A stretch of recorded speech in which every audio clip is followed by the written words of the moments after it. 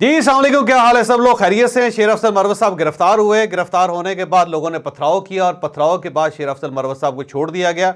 शेर अफजल मरवत साहब कहाँ जा रहे थे, क्यों गिरफ्तार हुए, क्यों पथराव हुआ और क्यों छोड़ दिया गया, ये वो राज है जो हम आज के वीलाक में आपके सामने रखेंगे।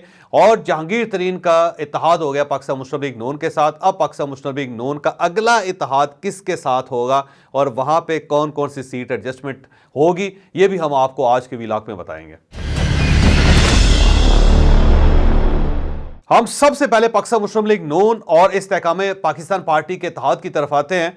आज से 2 दिन पहले जहांगीर तरीन साहब की मुलाकात हुई थी मियां शहबाज शरीफ साहब के साथ, और ये मुलाकात शहबाज शरीफ साहब की अपनी ख्वाहिश पे हुई थी। और ये याद रखिएगा कि शहबाज शरीफ साहब और जहांगीर तरीन साहब के दरमियान जो तल्लुकात है बहुत पुराने हैं।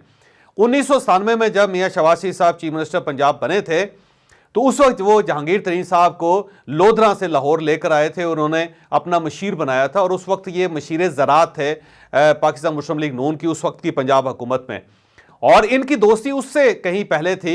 और ये दोनों मखदूम अहमद महमूद के घर पे स्विमिंग किया करते थे। मियां शहबाज शरीफ साहब उनके घर जाते थे, वहाँ उनका स्विमिंग पूल बड़ा ज़बरदस्त था और आज भी है।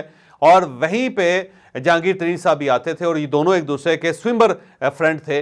और उसके बाद जब मियां शहबाज शरीफ साहब चीफ मिनिस्टर बने तो उन्होंने फिर जहांगीर तरीन साहब को अपने कैबिनेट का हिस्सा बनाया। तो ये दोस्ती उस वक्त से चली आ रही है। उस दौरान ज़ाहिर जब इमरान खान साहब के साथ रोमांस हुआ जहांगीर तरीन साहब का, तो ये दोस्ती थोड़ी सी ख़त्म हो गई और गैप आया। लेकिन इस गैप के बावजूद दोनों के दरमियान एक तल्लुक रहा, और इस ताल्लुक का ये फ़ायदा हुआ कि मियां शहबाज शरीफ साहब ने इन्हें फ़ोन किया। तो जुमेरात के दिन ये मीटिंग हुई और जहांगीर तरीन साहब मियां शहबाज शरीफ साहब के घर आए और वहां बैठ के ये फैसला हुआ कि हमें इत्तेहाद की तरफ बढ़ना चाहिए और ये सीट एडजस्टमेंट हो जो ज़ाहिर है जिसकी बुनियाद पर इलेक्शन लड़ा जा सके, और उसके बाद फिर गवर्नमेंट के अंदर भी शेयर हो दोनों का। उसके बाद कल जुमे के दिन पाकिस्तान मुस्लिम लीग नून का वफ्द जहांगीर तरीन साहब के घर आया। 3 लोग इधर पाकिस्तान मुस्लिम लीग नून की तरफ से गए, जिसमें ख्वाजा साद रफीक साहब शामिल हैं, राना सनाउल्लाह साहब हैं और सरदार अयाज सादिक साहब हैं। ये पाकिस्तान मुस्लिम लीग नून की टीम थी। और जब ये जहांगीर तरीन साहब के घर गए तो वहाँ पे 4 लीडर्स के साथ उनकी मुलाकात थी, जिसमें जहांगीर तरीन साहब हैं, फिर इसहाक खाकवानी साहब हैं, फिर ओन चौधरी साहब हैं, फिर लंगड़ियाल साहब हैं। तो 4 लोग इस्तेहकाम पाकिस्तान पार्टी की तरफ से थे और 3 लोग पाकिस्तान मुस्लिम लीग नून की तरफ से थे। तो ये जो मुलाकात थी इसमें फैसला हुआ कि एक तो इत्तेहाद दोनों के दरमियान होगा, ये एक चीज़ तय हो गई। और दूसरी चीज़ ये तय हुई कि दोनों पार्टीज मिल के सीट एडजस्टमेंट करेंगी। और सीट एडजस्टमेंट के लिए ये भी फैसला हुआ कि अगर एक शख्स का, एक पार्टी का MNA है तो ज़रूरी नहीं है कि दूसरी पार्टी के MPAs भी हों। हो सकता है कि MNAs एक पार्टी के हों और उसके नीचे जो MPAs हों वो दूसरी पार्टी के हों, और ये भी हो सकता है कि MPAs एक पार्टी के हों और जो MNA है वो दूसरी पार्टी का हो। और इसके लिए ये फैसला हुआ कि हमने ये देखना है कि किस पार्टी ने कितने वोट हासिल किए थे पिछले इलेक्शन में। अब सवाल ये है कि इस्तेहकाम पाकिस्तान पार्टी की तरफ से कितने लोगों का, ये कितनी सीटों का मुतालबा किया जा रहा है। तो पहला जो इब्तदाई मुकालमा है उसके अंदर 35 सीटों का मुतालबा कौमी असम्बली में इस्तेहकाम पाकिस्तान पार्टी की तरफ से हुआ है। लेकिन ये मुतालबा इस तरह मंजूर नहीं होगा। मेरा ख्याल ये है कोई 15-16 सीटों के ऊपर इनका इत्तेहाद हो जाएगा और इनका मुकमका हो जाएगा। और फिर अगर 15-16 सीट इज्जत से इस्तेहकाम पाकिस्तान पार्टी को मिलती हैं तो उस तरफ से पाकिस्तान मुस्लिम लीग नून को फिर MPAs की सीटें मिलेंगी और वो भी बाकायदा उसकी भी एक सेटलमेंट हो गई। फिर अगला ये सवाल ये होगा कि ये सब लोग जो इलेक्शन लड़ेंगे तो ये किस इंतखाबी निशान पर लड़ेंगे, और अगर ये कामयाब हो जाते हैं तो फिर जो इलेक्शन के बाद कोलिशन गवर्नमेंट बनेगी उस गवर्नमेंट में किस पार्टी का कितना हिस्सा होगा, तो ये चीज़ भी तय होनी है। तो अब जो मरहला है सबसे पहले वो है फहरिस्तें तैयार करने का। एक फहरिस्त पाकिस्तान मुस्लिम लीग नून तैयार करेगी, दूसरी फहरिस्त जो है वो इस्तेहकाम पाकिस्तान पार्टी तय करेगी, और उसके बाद दोनों फहरिस्तें आमने सामने रखी जाएंगी और फिर फैसला किया जाएगा। 3 दिन बाद एक मीटिंग होगी जिस मीटिंग में ये फैसला होगा कि इस्तेहकाम पाकिस्तान पार्टी को कितनी सीटें मिलेंगी और MNAs की सीट कितनी सीटें इनके पास होंगी और MPAs की कितनी सीटें होंगी। अब सवाल ये है कि क्या ये इत्तेहाद फाइनल है? नहीं, इसके बाद भी पाकिस्तान मुस्लिम लीग नून आगे बढ़ रही है और पाकिस्तान मुस्लिम लीग नून और परवेज़ खटक साहब के दरमियान भी राब्ता हो गया। अब पाकिस्तान मुस्लिम लीग नून का वक्त परवेज़ खटक साहब से मिलेगा और फिर खैबर पख्तूनख्वा के अंदर भी सीट एडजस्टमेंट हो रही है। और खैबर पख्तूनख्वा के अंदर जो सीट एडजस्टमेंट होगी वो 3 पार्टियों के दरमियान होगी। एक परवेज़ खटक साहब की पार्टी होगी, फिर पाकिस्तान मुस्लिम लीग नून होगी और फिर इसके साथ साथ मौलाना फजलुर रहमान साहब की पार्टी होगी। तो खैबर पख्तूनख्वा में 3 पार्टियां मिल के इलेक्शन लड़ेंगी और उसके बाद फिर वहाँ पे जो गवर्नमेंट बनेगी फिर वो तीनों पार्टियां मिलकर उस गवर्नमेंट का फैसला करेंगी।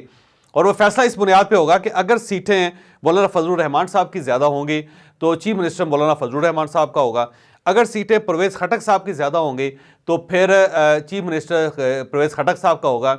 और अगर सीट्स पाकिस्तान मुस्लिम लीग नून की ज़्यादा होंगी तो फिर वहाँ पे चीफ मिनिस्टर जो है वो पाकिस्तान मुस्लिम लीग नून का होगा। लेकिन ये फैसला हो गया है कि ऐसा नहीं हो सकता कि दो जमातें मिल के तीसरी जमात को शिकस्त दे देंगे। मतलब फ़र्ज़ कर लें कि अगर 60 सीटें परवेज़ खटक साहब ने हासिल कर ली, अब ये रफ सा है, अगर 60 सीटें परवेज़ खटक साहब ने हासिल कर ली हैं और इस तरफ से दोनों ने मिल के 35-35 सीटें हासिल की और ये दोनों मिल के अगर 70 सीटें बना लेते हैं तो चीफ मिनिस्टर इनका बन जाएगा। नहीं, फैसला ये होगा कि अगर 60 वाले ने ले ली हैं ज़्यादा सीटें तो चीफ मिनिस्टर 60 वाली पार्टी का होगा, फिर ये दूसरे लोग इत्तेहाद नहीं कर सकेंगे। तो इस किस्म की एक एडजस्टमेंट खैबर पख्तूनख्वा के अंदर भी हो रही है। अब सवाल ये है कि मियां नवाज शरीफ साहब ये क्यों कर रहे हैं? मियां नवाज शरीफ साहब सिर्फ इसलिए कर रहे हैं कि उनको पता है कि जो PDM की 16 महीने की कारकर्दगी थी उसने अब इन्हें इस काबिल नहीं छोड़ा कि ये अकेले इलेक्शन लड़ सकें। और मुस्लिम लीग नून और मियां नवाज शरीफ साहब ये जानते हैं कि अगर हमने हुकूमत बनानी है तो फिर हमें तमाम पार्टीज़ को अभी से अपने साथ मिलाना पड़ेगा, बसूरत दीगर फिर हम गवर्नमेंट बनाने के काबिल नहीं होंगे। तो मियां नवाज शरीफ साहब ग्राउंड रियलिटीज़ को जानते हैं, इसलिए पहली मरतबा इलेक्शन से पहले इत्तेहाद बना रहे हैं ताकि ये किसी न किसी तरीके से गवर्नमेंट बनाने के काबिल हो जाएं। वरना अगर ये अकेले इलेक्शन लड़ते हैं तो ये बात दुरुस्त है कि इमरान खान साहब इन्हें इलेक्शन लड़ने के काबिल नहीं छोड़ेंगे। तो ये एक सीट एडजस्टमेंट हो रही है। तो जहांगीर तरीन साहब के बाद अब पाकिस्तान मुस्लिम लीग नून परवेज़ खटक साहब के पास जा रही है और वहाँ पर भी मामला फाइनल होने लगे हैं। अब हम शेर अफजल मरवत साहब की तरफ आते हैं। शेर अफजल मरवत साहब कल बाजोड़ जा रहे थे और जब वो चकदरा के करीब पहुंचे तो उन्हें पुलिस ने गिरफ्तार कर लिया, उनकी गाड़ी रोकी और उनको गिरफ्तार कर लिया। अब उसके बाद एक खासी रेजिस्टेंस हुई शेर अफजल मरवत साहब की तरफ से। अब वो रेजिस्टेंस क्यों हुई मैं पहले वो बताऊं, फिर मैं शेर अफजल मरवत साहब की कहानी की तरफ आता हूं। अब पाकिस्तान तहरीक इंसाफ के जो खैबर पख्तूनख्वा का चैप्टर है उसने एक नई स्ट्रैटेजी अपनाई है। वो स्ट्रैटेजी ये है कि जब उनमें से कोई शख्स किसी जगह जाता है तो एक तो वो बड़ी गाड़ी लेता है और उस गाड़ी के अंदर उसने अपने साथ कोई 8-10 लोग बिठाए होते हैं, अकेला वो सफ़र नहीं करता। और उसके साथ साथ बहुत सारे लोग भी होते हैं और कुछ लोग गाड़ियों के अंदर होते हैं और उसके साथ साथ कुछ लोग ऐसे होते हैं जो पैदल चल रहे होते हैं और वह हमेशा हजूम के साथ चलते हैं। जैसे कि पेशावर के अंदर कन्वेंशन हुआ था तो उसमें तैमूर झगड़ा साहब भी आए थे, फिर उसमें ये मरवत साहब भी आए थे। तो इन लोगों ने इसी स्ट्रैटेजी के तहत वहाँ पे पुलिस को शिकस्त दी थी, क्योंकि पुलिस जब पहुँचती है और वो देखती है कि वहाँ बहुत ज़्यादा लोग हैं तो पुलिस फिर गिरफ्तार नहीं करती वहाँ पे। बल्कि शेर अफजल मरवत साहब की गिरफ्तारी के लिए DIG लेवल के लोग भी मौजूद थे, लेकिन वो इतने ज़्यादा लोगों के साथ वहाँ पर पहुँचे कि उन्हें गिरफ्तार नहीं किया जा सका। तो इस बार भी मरवत साहब ने यही खेल खेला। इन्होंने अपने साथ गाड़ी में ज़्यादा लोग बिठाए हुए थे, फिर इनके साथ साथ भी लोग चल रहे थे और जब इन्हें गिरफ्तार कर लिया गया तो वहाँ पे लोगों ने रेजिस्ट किया और लोगों ने बल्कि पथराव किया पुलिस के ऊपर। और उसके बाद इतनी ज़्यादा रेजिस्टेंस हुई कि पुलिस शेर अफजल मरवत साहब को छोड़ने पे मजबूर हो गई और शेर अफजल मरवत साहब वकला के नरगे में अपने दोस्तों के साथ वो अपने घर चले गए। अब इन्होंने ऐलान कर रखा है कि ये आज बाजोड़ में खिताब भी करेंगे। अब सवाल ये कि क्या वाकई बाजोड़ में खिताब कर पाएंगे? मेरा ख्याल है ये बाजोड़ में खिताब कर लेंगे और स्ट्रैटेजी इनकी वही होगी कि ये लोगों के साथ निकलेंगे ताकि इनको रास्ते में गिरफ्तार ना किया जा सके। यहाँ पे एक बहुत बड़ा सवाल पैदा हो रहा है खैबर पख्तूनख्वा के अंदर। हर शख्स ये पूछ रहा है कि आखिर ये सारे कन्वेंशन खैबर पख्तूनख्वा के अंदर क्यों हो रहे हैं PTI के? आखिर पंजाब में भी PTI थी और ठीक ठाक तगड़ी थी, वहाँ पे इस टाइप के कन्वेंशन क्यों नहीं हो रहे? तो कुछ लोगों का ख्याल ये है कि कुछ लोगों को हीरो बनाया जा रहा है, जिसमें तैमूर झगड़ा साहब भी शामिल हैं और शेर अफजल मरवत साहब भी शामिल हैं, कि ये जब खैबर पख्तूनख्वा में जाएंगे तो ये PTI के ऊपर काबिज हो जाएंगे, यूथ इनके साथ चलना शुरू कर देगी। और जब यूथ इनके साथ चलना शुरू कर देगी तो जो पुराने लीडर्स हैं उनका और इनका टकराव हो जाएगा। इससे पाकिस्तान तहरीक इंसाफ मजीद कमज़ोर हो जाएगी खैबर पख्तूनख्वा के अंदर।